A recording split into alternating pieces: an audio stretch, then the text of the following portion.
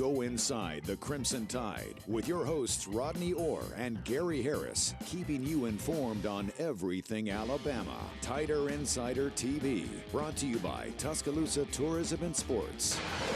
And good evening, everybody. Welcome into another edition of Tider Insider Television, brought to you each week by Tuscaloosa Tourism and Sports. Don Staley and his crew do a great job in bringing in events for this community, and we're excited that they're part of TITV. There you go.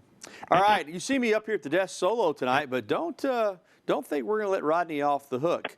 Rodney Orr is taking a few days off, but Mr. Tider Insider is joining us tonight on the phone, and that is what you call really dedicated, taking a few days off, but with us tonight on the phone. And Rodney, the Supreme Court decided unanimously that the NCAA cannot enforce rules limiting education-related benefits that colleges offer to student athletes, things like computers and paid internships.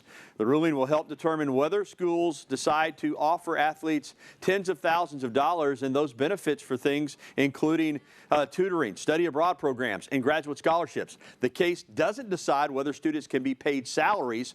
Under current NCAA rules, students cannot be paid, and the scholarship money colleges can offer is capped at the cost of attendance for that school. The NCAA had defended its rules as necessary to preserve the amateur nature of college sports, but the Supreme Court not only voted 9-0 to uphold a lower court ruling, but they said that the idea that college athletes should not be paid is a fundamental mistake. And even though the NCAA has hung on to that for 115 years of its existence, the NCAA has faced increasing scrutiny in recent years. Federal antitrust laws have slowly eroded strict amateurism rules during the past decade. As I said, the Supreme Court is not in favor at all of the continuing system. So not only do you have the NIL, the name, image, and likeness on one hand, Rod, but you have this court ruling from the Supreme Court, 9-0, with some strong language that potentially, I think, could open up the door for schools to pay athletes directly, student athletes. I don't think they want to do that, but certainly there are going to be certain things provided these athletes, Rodney, that have not been provided in the past, right? Mm-hmm. Yeah, it sounds like it, and I think some of those things are, to me, sound like they should be provided, Gary. I think those should be things that, athletes should be, have the opportunity to expose to and have, and things of this nature. But also, I think, too, Gary, it's just one thing we do know is that we really don't know what direction all of this is headed. The uncertainties that surround some of these things that you've brought up, whether it's name, image, and likeness, this latest thing that we're now that you just explained there. I mean, it's just so many changes right now that we're foreseeing and we're seeing, and I just one thing we know is that change is coming, but I think there's still a lot of uncertainty about exactly what's going to change and how things will be different. Yeah, it really is. There's more uncertainty than certainty, but I guarantee you this, Rod, we're going to go through this 2021 football season, and this time next year, the college athletic landscape is going to be completely different than it is now. That much I do know. Well, now it's time for Coach Talk. The NBA Draft Combine got underway today in Chicago. 3 Alabama players are taking part: Herb Jones and John Petty Jr., they're seniors, and Joshua Primo. Now, we know Jones and Petty are leaving for the NBA, obviously, but Primo's status is uncertain. He has 3 years of eligibility left. Last month, Alabama head coach Nate Oates spoke about the role he and the Alabama basketball program play when it comes to helping underclassmen test the NBA draft waters. I think it's good. We want them to be good players, and if they can get guaranteed NBA money in the first round, then I think it makes sense that they go. I mean, we want what's best for the kid more than I think it even helps the program, to be honest with you. Like, I'm never going to tell a kid to come back if it doesn't make sense, because it helps us in recruiting moving forward. But, it's got to make sense for them. Although Joshua Primo is the only Tide underclassman invited to the Combine, he's not the only Bama underclassman with his name in the draft pool. Alabama guard Jaden Shackelford has his in there as well. But Rodney, for Shackelford not being invited to the NBA Draft Combine, I think certainly signifies that he's not a top prospect, and I would think that he would come back. Primo, though, I think it's going to come down to this, Rod. I think if he gets a first-round grade, he's going to come out, probably as he should. If he doesn't, my feeling is that he'll come back. Yeah, I mean, I think so. I think that if he does get a first-round grade, Primo will be gone. I mean, and you can understand that. But, again, it doesn't necessarily mean he'll be picked in the first round, as we know. But I really wish he would come back. Gary, I hope he comes back. I mean, he's a young, exciting young player that I think next year could have a great year and really position himself much better, for his future. Yeah, I do too. I'd love to see him come back because I think one more year in this system, next year, in my opinion, he's a surefire first-rounder. Well, 3 Alabama football players. By the way, the deadline to let us know whether you're going to stay in the draft or not is July 7th. That's a big date. 3 Alabama football players were named to the 2021 Walter Camp preseason All-America team. Offensive lineman Evan Neal, number 73, first team. Number 31, outside linebacker Will Anderson Jr., first team. Josh Jobe, number 28, the defensive back, second team. The Walter Camp Foundation is one of 5 outlets used to determine consensus All-American status, along with the Associated Press, the Football Writers Association of America, the American Football Coaches Association, and the Sporting News. Well, still to come on Tider Insider Television, the Olympic Games are about a month out, and a pair of Crimson Tide athletes punch their tickets to the games. And also, there could be another commitment on the horizon for Alabama football. We're going to talk about all of the big recruiting visits that have been here at UA and a possible commitment coming this week. And we'll be taking your phone calls, emails, and tweets. The phone number is always 205-348-WVUA. That's 348-9882. You can email us at TITV@WVUA23.com or tweet at us. Use that hashtag TITV. We'll be right back with the only show that takes you inside the Crimson Tide, the award-winning Tider Insider TV. We'll return right after this. Welcome back to TITV, sponsored by Tuscaloosa Tourism and Sports. I'm Gary Harris, joined on the phone by Rodney Orr, Mr. Tider Insider, taking a few days off, but still working with us tonight here on TITV. That is commitment. Another big recruiting weekend this past weekend as Alabama welcomed some of the top-rated prospects in the country, a group that included the top offensive tackle prospect, Zach Rice, as well as the top quarterback prospect for the 2023 recruiting cycle. We're talking, of course, about young Mr. Manning. And Arch Manning is the grandson of Archie and the son of Cooper, the nephew of Eli and Peyton. And he has been to see Clemson, Texas, SMU, and LSU. He's not expected to make a commitment until next year at the earliest, but still, that's noteworthy. Other notable names that were on campus this past weekend: 5-star running back Emmanuel Henderson, who's committed to Alabama. 4-star running back Le'Veon Moss, also committed. Branson Robinson, the number 1 running back in the country, uncommitted, was here. 4-star running back or safety Bryce Anderson, 5-star cornerback Damani Jackson, and Rodney, we can go on and on. The bottom line is it was a loaded weekend for Alabama. A lot of big-name visitors on campus. Really was, Gary. It's the month of June now. 16 months finally opened up on June the 1st, and we're seeing all these visits. And, they had a big visit weekend a couple of weekends ago, as you mentioned, this past weekend, and they've got a star-studded weekend coming up. I mean, they've got several 5-stars from the state of Texas, high 4-stars, 5-star type players coming in from the state of Texas this weekend, among others. So it's going to be another impressive list coming up, and so it's been a really good month in terms of recruiting, getting guys back on campus. No commitments from the weekend, but Amari Nyblack, a tight end prospect from Clearwater, Lakewood, Florida, Clearwater, Florida, Lakewood High School, is expected to announce this week, and Alabama is high on his list, Rod. Yeah, he had a great camp showing, Gary, on Monday, got the offer. He tweeted that out. Then he also tweeted today that he would announce his decision.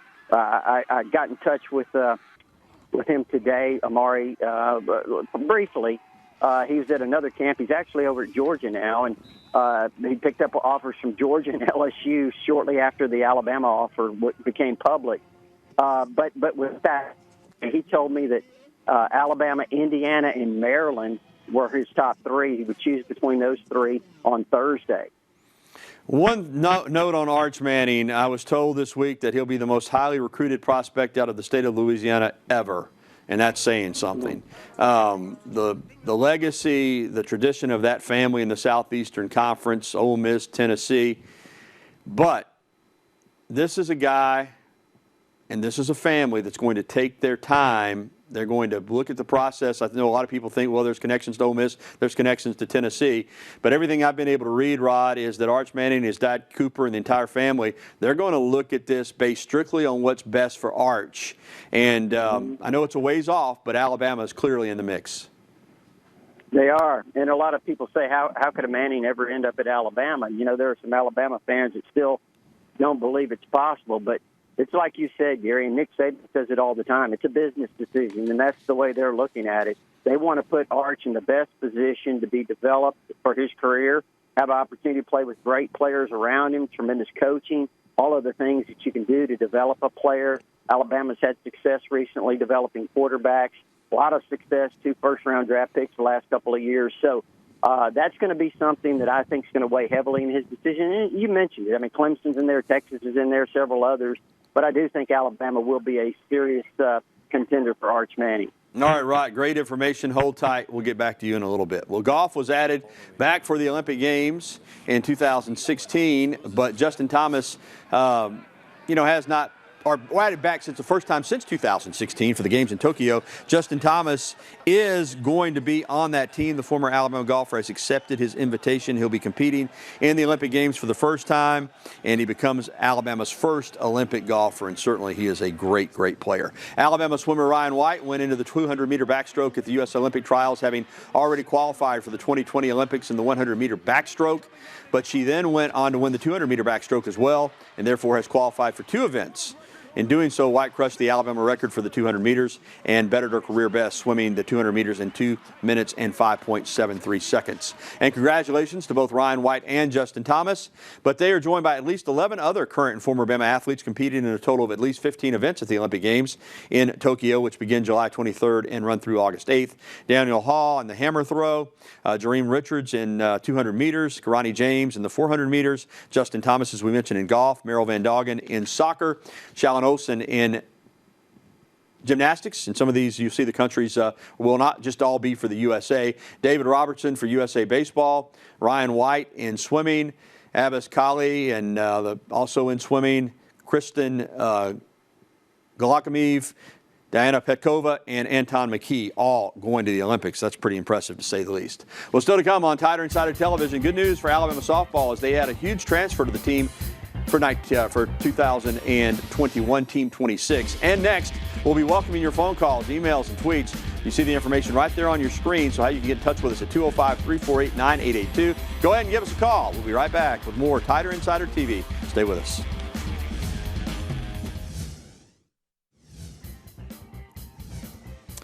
Big news for Alabama softball for Team 26 next spring. Infielder Ashley Prang has announced that she will be coming to Tuscaloosa to play for Patrick Murphy and the Crimson Tide next season.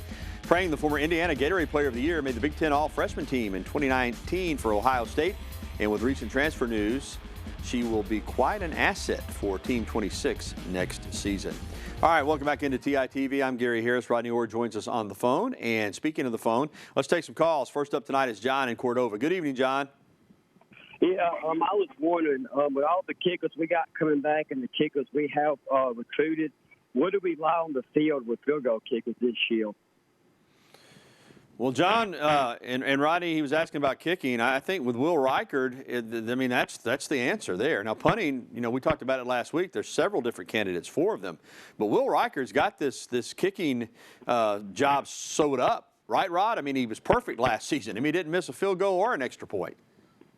Well, the only way he's not the kicker is if, something unfortunate happens. And, let's hope that doesn't occur because it did a couple of years ago, you remember, with him. And, right. But, yeah, I mean, Will Reichard had a tremendous year. I think he was, 14 of 14 on field goals. Gary perfect on PATs. He's been pretty phenomenal. All right, thank you for that phone call, John. Let's get to an email, and this one comes to us from Charles in Tuscaloosa. How will expansion affect college football playoffs? Last year, players opted out of bowl games to avoid injury. I'll just say this, Charles. If you're in the college football playoff and you opt out, your team might be better off without you, in my opinion. I mean, I can't imagine anybody opting out of the college football playoffs. I mean, there were some bowl game opt-outs, but I don't think anybody of those 4 teams that was in the playoffs last year, unless they had opted out well in advance in the season, if you recruit the right kind of people, even if there's name, image, and likeness and all this stuff going on, people want to win. And, Rodney, I just can't imagine whether you have 4 teams or 8 teams or 12 teams. If you're in the college football playoff, I can't imagine that you're going to opt out. No, Gary, I had a discussion with someone about this when this expansion first came up, and that's one of the first points that this person, hey, this is will alleviate opt-outs in these games. And I think that's right. I would be surprised if a player were to opt out, a player that was a significant contributor to a team that's got an opportunity to compete for a national championship. I couldn't foresee that. All right, let's get to another email that we've had sent in to us. And this one's from Tom in Fayette. Best guess who will start at right tackle for Bama this season? Well, Rodney, we know Evan Neal is going to move over to left tackle. Right tackle, there's going to be competition. And Rod, I just will run down some of the candidates. You got Kendall Randolph, freshman J.C. Latham and Tommy Brockemeyer, Javion Cohen, Pierce Quick, Damian George, Amari Kite. So they're going to battle it out. But whoever comes out of that group is going to be a premier player in terms of talent. Now, experience might be lacking a little bit. I think it's a wide open position, certainly. There's another battle or two on that offensive line. I mean, obviously, I think Chris Owens is going to fill in, be at center, and that won't be an issue filling in for Landon Dickerson with his experience. But at right tackle, Gary, you mentioned several candidates there. I really think probably, if I had to guess, the top three. You mentioned Kendall Randolph. I think Damian George certainly, too, and he could contribute on the interior as well. And I think J.C. Latham, the true freshman, has a great opportunity to push for that starting job as well. So I think that'll be a real interesting battle in August camp. Man, they got a lot of offensive linemen they've recruited here that are so talented. Should be terrific competition. Well, coming up next, Alabama Golf adds a familiar alum to the Tide coaching staff, and more of your phone calls, emails, and tweets. Again, the number 205-348-9882, or you can email us at TITV@WVOA23.com. We're going to come right back to Tuscaloosa inside Bryant-Denny Stadium right after this on TITV.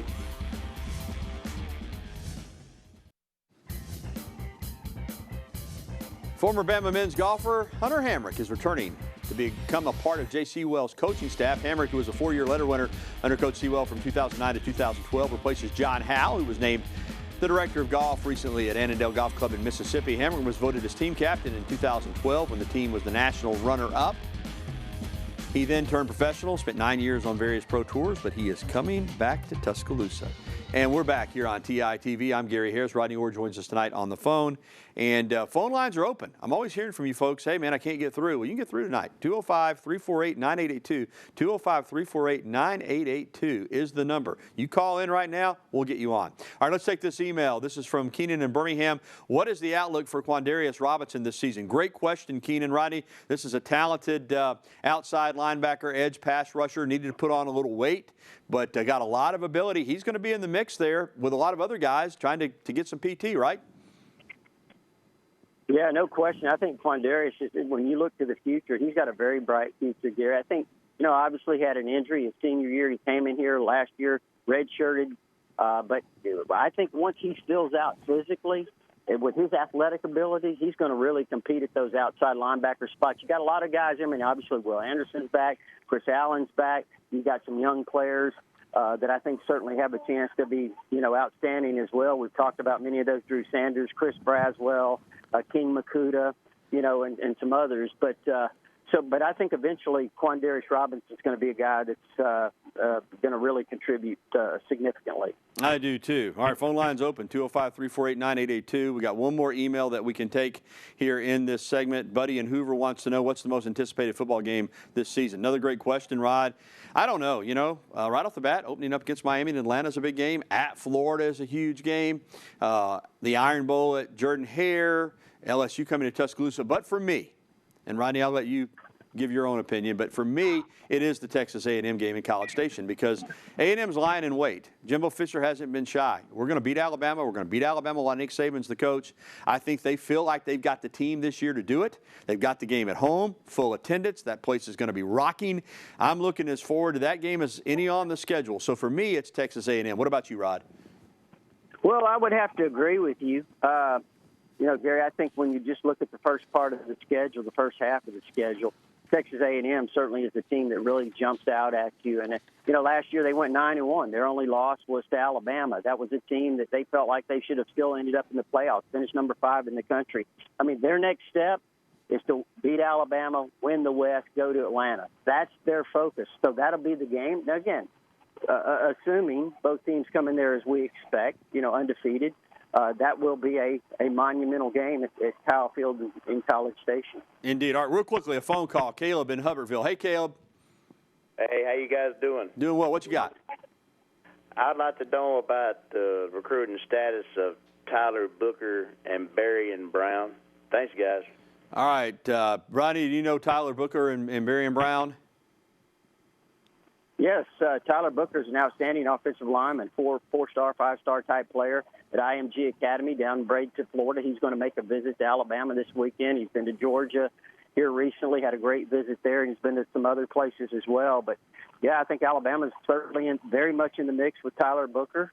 And Berrien Brown is a wide receiver at Nashville Pearl Cone. I think he's a great prospect. Gary, kind of reminds a lot of people in high school of Devontae Smith. Oh, wow. 6'1", 170 pounds, slim, very tough, very physical, a kid that has the right mindset. And he was the track athlete of the year in the state of Tennessee, Gary. Ran a 10.49 meters. So, all right, great update. And thanks for the phone call, Caleb. Rodney, we're going to let you go. We will really appreciate you joining us on the phone, and we'll be back to wrap up TITV right after this. Former Alabama football wide receiver and current Raiders star Henry Ruggs III is a great athlete. I mean, he is a terrific athlete, even when it comes to bowling. Listen to this. He was one pin short on his last roll of a perfect 300 game last week out in Vegas. He was elated and defeated all at the same time because, 299 is an insane score, but missing the 300 mark clearly hurt Ruggs. Boy. Anything he can do. All right, that is going to do it for the show. We want to thank Rodney Orr for joining us on the phone. Also, our thanks to Tuscaloosa Tourism and Sports for bringing you the show. And we'll leave you tonight with some father-son video from Alabama basketball camp over the weekend. Catch a replay tonight at 10:30 or find us anytime at WVOA23.com. For Rodney, I'm Gary Harris. Good night, everybody.